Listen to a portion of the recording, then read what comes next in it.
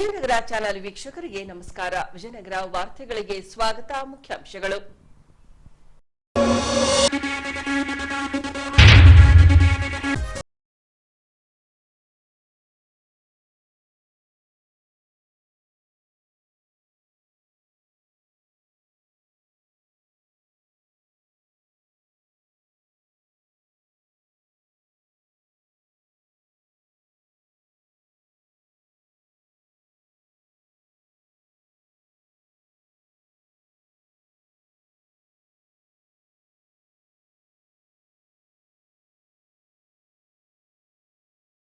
ತಿಂಗಳಲ್ಲಿ ಹುಂಡಿಯಲ್ಲಿ ಸಂಗ್ರಹವಾದ 6,22,000 ರೂಪಾಯಿ.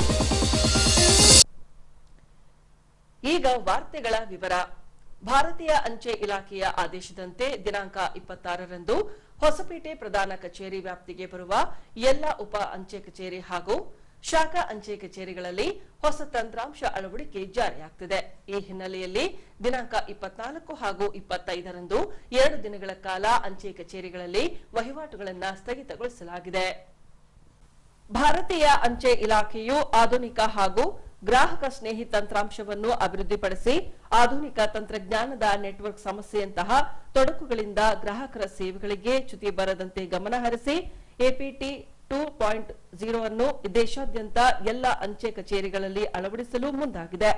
ಇದರ ಪ್ರಯುಕ್ತ ಬಳ್ಳಾರಿ ಅಂಚೆ ವಿಭಾಗದ ಹೊಸಪೇಟೆ ಪ್ರಧಾನ ಅಂಚೆ ಕಚೇರಿ ಹಾಗೂ ಅದರ ಅಡಿಯಲ್ಲಿ ಬರುವ ಎಲ್ಲಾ ಉಪ ಕಚೇರಿ ಅಂಚೆ ಕಚೇರಿಗಳು ಮತ್ತು ಶಾಖಾ ಅಂಚೆ ಕಚೇರಿಗಳಲ್ಲಿ ಎಪಿಟಿ 2.0 ತಂತ್ರಾಂಶವನ್ನು ದಿನಾಂಕ 23ರಂದು ಅಳವಡಿಸಲು ಮುಂದಾಗಿದೆ.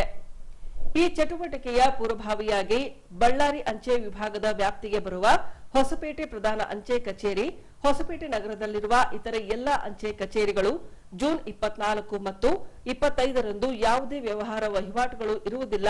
ಅಂಚೆ ಕಚೇರಿಯ ಗ್ರಾಹಕರು ಈ ಕುರಿತಾಗಿ ಸಹಕರಿಸಬೇಕಾಗಿ ಬಳ್ಳಾರಿ ಜಿಲ್ಲಾ ಅಂಚೆ ಅಧೀಕ್ಷಕ ಚಿದಾನಂದ್ ರವರು ತಿಳಿಸಿದ್ದಾರೆ.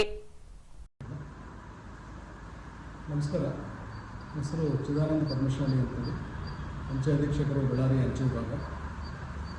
ಬಳ್ಳಾರಿ ಅಂಚೆ ವಿಭಾಗದ ವ್ಯಾಪ್ತಿಯಲ್ಲಿ ಬಳ್ಳಾರಿ ಮತ್ತು ವಿಜಯನಗರ ಜಿಲ್ಲೆಯ ಎಲ್ಲ ಅಂಚೆ ಕಚೇರಿಗಳು ವ್ಯಾಪ್ತಿಯಲ್ಲಿ ಬರುತ್ತೆ.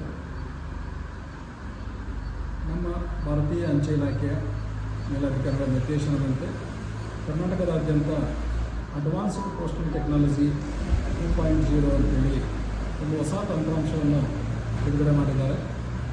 ಅದಕ್ಕೆ ಕರ್ನಾಟಕ ರಾಜ್ಯವನ್ನು ಪೈಲಟ್ ರಾಜ್ಯ ಅಂತ ತೆಗೆದುಕೊಂಡು ಈಗಾಗಲೇ ಎಲ್ಲ ಅಂಚೆ ಕಚೇರಿಗಳಲ್ಲಿ ಅಡ್ವಾನ್ಸ್ ಪೋಸ್ಟಲ್ ಟೆಕ್ನಾಲಜಿ ತಂತ್ರಾಂಶವನ್ನು ಅಳವಡಿಸಲಾಗುತ್ತಾ ಇದೆ. ಅದರಂತೆ ನಮ್ಮ ಬಳ್ಳಾರಿ ಅಂಚೆ ವಿಭಾಗದ ವ್ಯಾಪ್ತಿಯಲ್ಲಿ ಬರುವಂಥ ಹೊಸಪೇಟೆ ಪ್ರಧಾನ ಅಂಚೆ ಕಚೇರಿ ಮತ್ತು ಅದರ ಅಡಿಯಲ್ಲಿ ಬರತಕ್ಕಂಥ ಎಲ್ಲ ಉಪ ಅಂಚೆ ಕಚೇರಿಗಳು ಮತ್ತು ಶಾಖಾ ಅಂಚೆ ಕಚೇರಿಗಳನ್ನು ಈ ಅಡ್ವಾನ್ಸ್ಡ್ ಪೋಸ್ಟಲ್ ಟೆಕ್ನಾಲಜಿ 2.0 ಈ ಹೊಸ ತಂತ್ರಾಂಶದ ಅಳವಡಿಕೆ ಇದೇ ತಿಂಗಳ 26ನೇ ತಾರೀಕು ಪ್ರಾರಂಭವಾಗ್ತಾ ಇದೆ. ಅದರ ಒಂದು ಪೂರ್ವ ತಯಾರಿಗಾಗಿ ಈ ದಿನ 24 ಜೂನ್ ಮತ್ತು 25 ಜೂನ್ 2 ದಿನಗಳ ಕಾಲ ಯಾವುದೇ ಒಂದು ಹಣಕಾಸಿನ ಮತ್ತು ಹಣಕಾಸು ರಹಿತ ಯಾವುದೇ ವ್ಯವಹಾರಗಳನ್ನು ಅಂಚೆ ಕಚೇರಿಯಲ್ಲಿ ಮಾಡಲಾಗುವುದಿಲ್ಲ. ಯಾಕಂದರೆ ಈ ಒಂದು ಹೊಸ ತಂತ್ರಾಂಶವನ್ನು ಅಳವಡಿಸಬೇಕಂದರೆ ಪೂರ್ವ ತಯಾರಿ ಭಾಳಷ್ಟು ಒಂದು ಮುಖ್ಯವಾಗಿರುತ್ತೆ.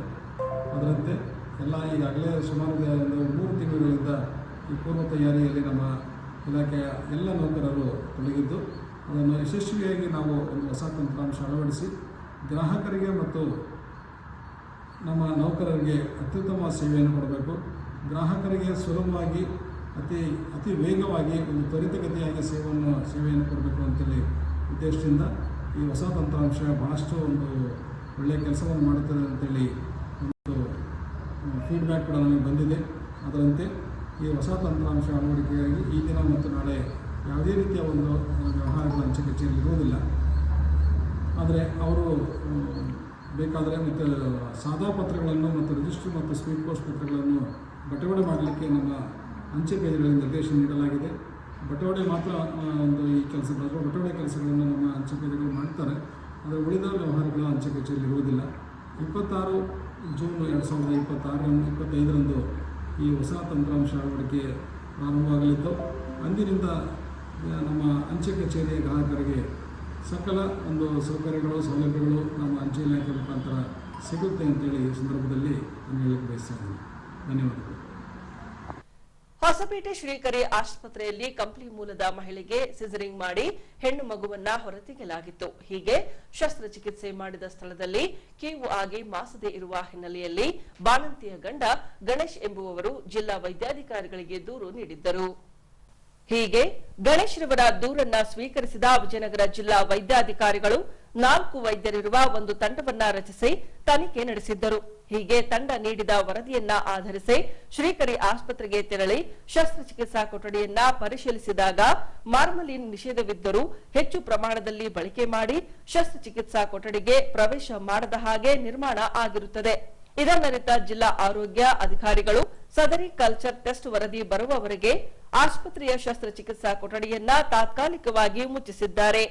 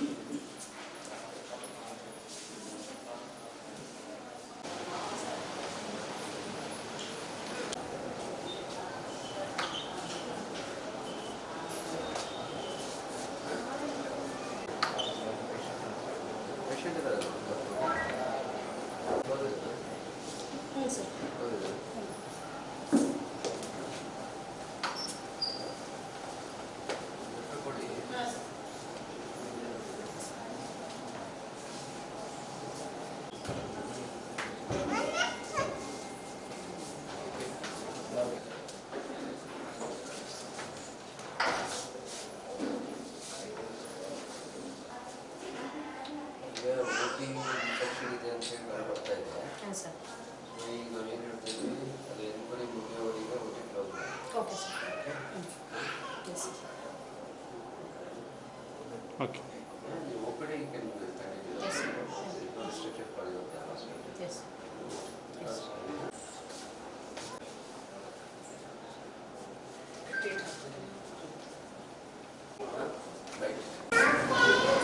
DHO ವಿಜಯನಗರ ಹಿಂದೆ ಈ ಮೊನ್ನೆ ಒಂದು ವಾರದಿಂದ ನಮಗೆ ಶ್ರೀಕರಿ ಹಾಸ್ಪಿಟಲ್ ಮೇಲೆ ಕಂಪ್ಲೇಂಟ್ ಬಂದಿತ್ತು.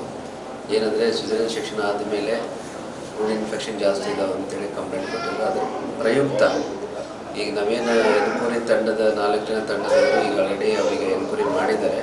ಇವತ್ತು ನಾವೆಲ್ಲ ತಂಡದ ಜೊತೆಗೆ ನನ್ನ DHO ಮತ್ತೆಲ್ಲ ಕೂಡಿ ಸ್ವಾಬ್ ಈಗ ಆಲ್ರೆಡಿ ನಾವು ಕಳಿಸಿದ್ದೀವಿ. ಈಗ OTಯನ್ನು ಕ್ಲೋಸ್ ಮಾಡಲಿಕ್ಕೆ ಅವರಿಗೆ ಆದೇಶ ಮಾಡಿದ್ದೀವಿ. ಜಮೀನಿನಲ್ಲಿ ಉಳುಮೆ ಮಾಡಲು ಶ್ರಮಿಸುವ ಎಲ್ಲ ಎತ್ತುಗಳನ್ನ ರೈತರ ಮಿತ್ರನೆಂದೇ ಕರೆಯಲಾಗುತ್ತದೆ. ಹೀಗೆ ಮಣ್ಣೆತ್ತಿನ ಅಮಾವಾಸ್ಯೆಯ ದಿನದಂದು ಮಾರುಕಟ್ಟೆಯಿಂದ ಮಣ್ಣಿನಿಂದ ತಯಾರಿಸಿದ ಎತ್ತುಗಳನ್ನ ತಂದು ಪೂಜಿಸುವುದು ವಾಡಿಕೆ.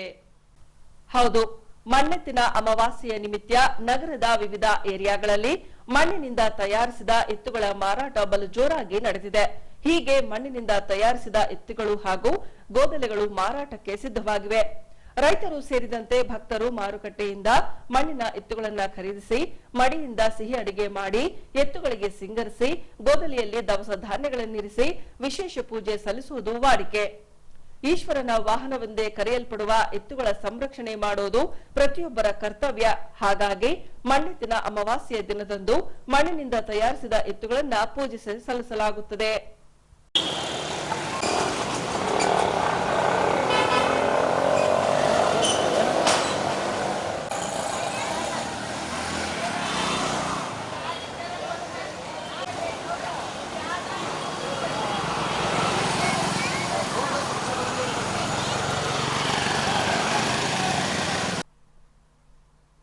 ಈಗ ಫೋಟೋ ಕ್ಲಿಕ್ ಸುದ್ದಿ. ಬುಕ್ಕಸಾಗರದ 7 ಎಡೆ ನಾಗಪ್ಪ ಸ್ವಾಮಿ ದೇವಸ್ಥಾನದ ಹುಂಡಿಯನ್ನ ತೆರೆಯಲಾಗಿದೆ. ಹೀಗೆ ಹುಂಡಿಯಲ್ಲಿನ ಕಾಣಿಕೆಯನ್ನ ಎಣಿಸಲಾಗಿ 6,22,250 ರೂಪಾಯಿ ಸಂಗ್ರಹವಾಗಿದೆ. ಹಿಂದೂ ಧಾರ್ಮಿಕ ದತ್ತಿ ಇಲಾಖೆಯ ಕಾರ್ಯನಿರ್ವಾಹಕ ಅಧಿಕಾರಿ ಹನುಮಂತಪ್ಪ ದೇಗುಲದ ಆಡಳಿತ ಮಂಡಳಿ ಹಾಗೂ ಪೊಲೀಸ್ ಇಲಾಖೆಯ ಸಮ್ಮುಖದಲ್ಲಿ ದೇವಸ್ಥಾನದ ಸಮುದಾಯ ಭವನದಲ್ಲಿ ಹುಂಡಿಯನ್ನ ಎಣಿಕೆ ಮಾಡಲಾಗಿದೆ. 2024ರ ಸೆಪ್ಟೆಂಬರ್ ತಿಂಗಳಲ್ಲಿ ಹುಂಡಿಯನ್ನ ಅಳವಡಿಸಿ 2025ರ ಜೂನ್ ತಿಂಗಳ 21ರಂದು ಹುಂಡಿಯನ್ನ ಎಣಿಕೆ ಮಾಡಲಾಗಿದೆ. ಈಗ ಪೊಲೀಸ್ ಪ್ರಕಟಣೆ. ಎಷ್ಟೇ ಹಳೆಯ ಬಂಗಾರವಿರ್ಲಿ, ಪಾಲಿಶ್ ಮಾಡಿದ ಮೇಲೆ ಹೊಸದೇ ರೀತಿಯಲ್ಲಿ ಕಾಣ್ತದೆ ತಾಯಿ ನೋಡಿ.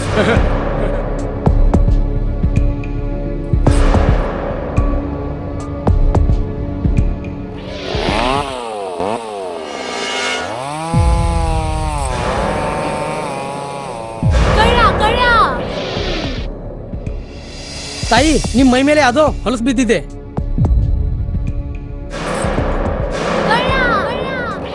ಇಲ್ಲಿ ತಾಯಿ, ನಾನು ಪೊಲೀಸ್. ಅಲ್ಲಿ ಮುಂದೆ ದಾರಿಲಿ ದೊಡ್ಡ ಗಲಾಟೆ ಆಗಿದೆ. ಮತ್ ನೀವು ಇಷ್ಟೆಲ್ಲ ಒಡವೆ ಹಾಕೊಂಡು ತಿರುಗಾಡ್ತಾ ಇದ್ದೀರಾ.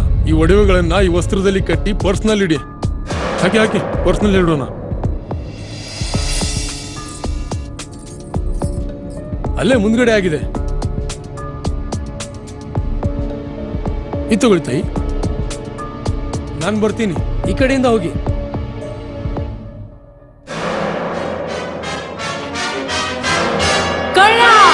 ಇಂತಹ ಮೋಸದ ಸಂಗತಿ ನಿಮಗೂ ನಡೆಯಬಹುದು. ತಮ್ಮ ಬೆಲೆ ಬಾಳುವ ಒಡವೆ ಆಭರಣ ವಸ್ತುಗಳನ್ನು ಎಚ್ಚರಿಕೆಯಿಂದ ಕಾಪಾಡಿ. ಯಾವುದೇ ಮಾತುಗಳಿಗೆ ಮರುಳಾಗಬೇಡಿ. ಸಂಶಯಾಸ್ಪದ ರೀತಿಯಲ್ಲಿ ಯಾರಾದರೂ ಕಂಡು ಬಂದರೆ ಸಮೀಪದ ಪೊಲೀಸ್ ಠಾಣೆಯನ್ನು ಸಂಪರ್ಕಿಸಿರಿ. ಈಗ ಕೊನೆಯಲ್ಲಿ ಮತ್ತೊಮ್ಮೆ ವಾರ್ತೆಗಳ ಮುಖ್ಯಾಂಶಗಳು.